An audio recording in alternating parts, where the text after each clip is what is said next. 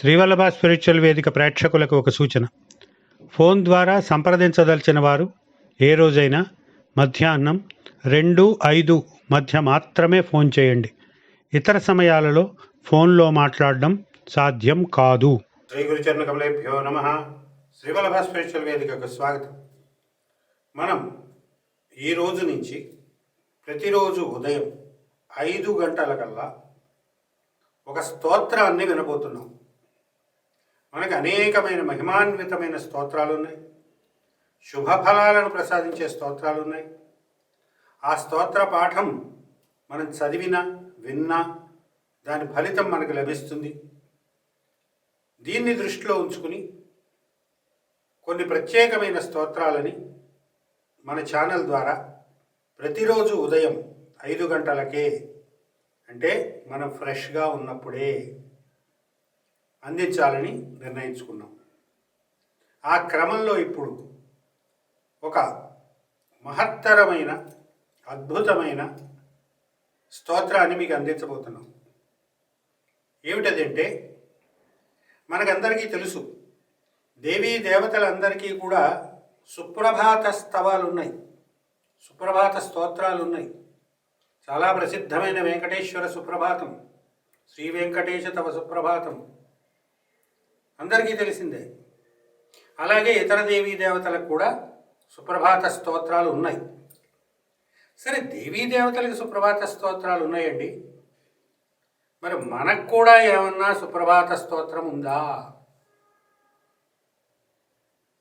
దేవీ దేవతలని తవ సుప్రభాతం అని మేల్కొల్పుతాం, సరే, మరి మన సుప్రభాతం సంగతి ఏమిటి?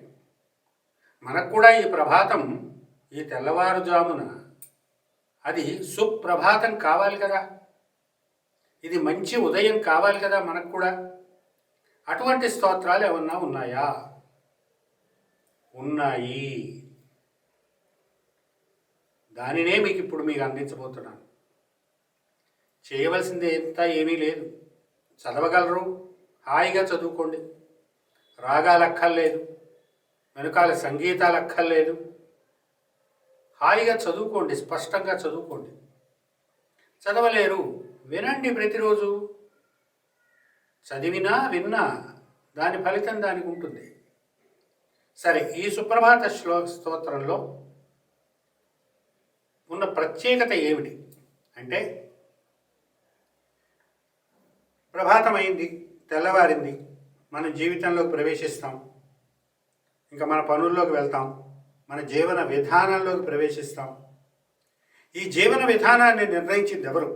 మన సనాతన ధర్మ జీవన విధానాన్ని నిర్ణయించింది ఎవరు అంటే ఋషులు. ఆ ఋషులు ఆ తరువాత మనం ఎక్కడ ప్రవర్తిస్తున్నాం? ఈ లోకంలో ప్రవర్తిస్తున్నాం. మనకి 14 భువనాలు ఉన్నాయి, కులపర్వతాలు ఉన్నాయి, వనాలు ఉన్నాయి, దేవతా వనాలు ఉన్నాయి. ఇవన్నీ కూడా మన జీవితంలో భాగమే. వీటన్నింటి నుంచి కూడా మనం ఏదో ఒక ఫలితం పొందుతూనే ఉంటాం. కనుక ఇవన్నీ కూడా ఋషులు, దేవతలు, కులపర్వతాలు, వనాలు, ఊర్ధ్వలోకాలు, ఇవన్నీ కూడా నాకు సుప్రభాతమును కలిగించుగాక అంటే, ఇవన్నీ కూడా నన్ను ఆశీర్వదించి ఈ రోజుని, ఈ ప్రభాతాన్ని సుప్రభాతం, మంచి ప్రభాతము చేయుగాక అన్నది ఈ స్తోత్రంలో ఉన్న భావం. చాలా చిన్న స్తోత్రం, హాయిగా వినండి. ఇందులో సంగీతాలు లేవు, రాగాలు లేవు. ఒక శ్లోకాన్ని శ్లోకంలా చదవడం మాత్రమే ఉంటుంది. అందరూ చదువుకోవచ్చు, చదవలేని వారు వినండి కనీసం ప్రతిరోజు. తద్వారా దేవీ దేవతల సుప్రభాతాలతో పాటు మనకు కూడా మనం ఒక సుప్రభాతాన్ని చేసుకుందాం. తప్పేముంది అందులో? పెద్దలు ఇచ్చినదే ఇది. కనుక ఈ సుప్రభాతం మనందరిది, మనందరం ఈ సుప్రభాతాన్ని చేసుకుందాం. ఇప్పుడు వినండి. భృగుర్వశిష్ఠః క్రతురంగిరాశ్చ మనుః పులస్త్యః పులహశ్చ గౌతమః రైభ్యో మరీచిశ్చ వనశ్చ దక్షః కుర్వంతు సర్వే మమ సుప్రభాతం.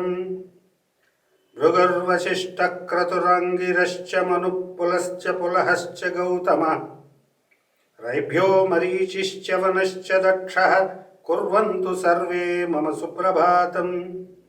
సనత్కుమారः సనకः సనందనः సనాతనోऽప్యాసురిపింగళౌ చ సప్తస్వరాः సప్తరసాతలాని కుర్వంతు సర్వే మమ సుప్రభాతం. సనత్కుమారः సనకः సనందనः సనాతనోऽప్యాసురిపింగళౌ చ సప్తస్వరాः సప్తరసాతలాని కుర్వంతు సర్వే మమ సుప్రభాతం. సప్తార్ణవాः సప్తకులాశలాశ్చ సప్తర్షయः ద్వీపవనాని సప్త భూరాదికృత్వా భువనాని సప్త కుర్వంతు సర్వే మమ సుప్రభాతం. సప్తార్ణవः సప్తకులాచలాశ్చ సప్తర్షయో ద్వీపవనాని సప్త భూరాదికృత్వా భువనాది సప్త కుర్వంతు సర్వే మమ సుప్రభాతం. ఇత్థం ప్రభాతే పరమం పవిత్రం పఠేత్ స్మరేత్ వా శృణుయాచ్చ తద్వత్ దుఃఖప్రణాశస్య సుప్రభాతే భవేచ్చ నిత్యం భగవత్ప్రసాదాత్. ఇత్థం ప్రభాతే పరమం పవిత్రం పఠేత్ స్మరేత్ వా శృణుయాచ్చ తద్వత్ దుఃఖప్రణాశస్య సుప్రభాతే భవేచ్చ నిత్యం భగవత్ప్రసాదాత్. ఇది మన సుప్రభాతం. ముందే చెప్పినట్టుగా ఋషులు వచ్చారు, మునులు వచ్చారు, కులపర్వతాలు వచ్చాయి, ద్వీపాలు వచ్చాయి, లోకాలు వచ్చాయి. ఇవన్నీ కలిసి మన ప్రభాతాన్ని సుప్రభాతం చేయమనే ఈ ప్రార్థనని మనమందరం ప్రతిరోజు చేసుకుందాం. హాయిగా మన రోజుని ఒక మంచి రోజుగా మార్చుకుందాం. స్వస్తి.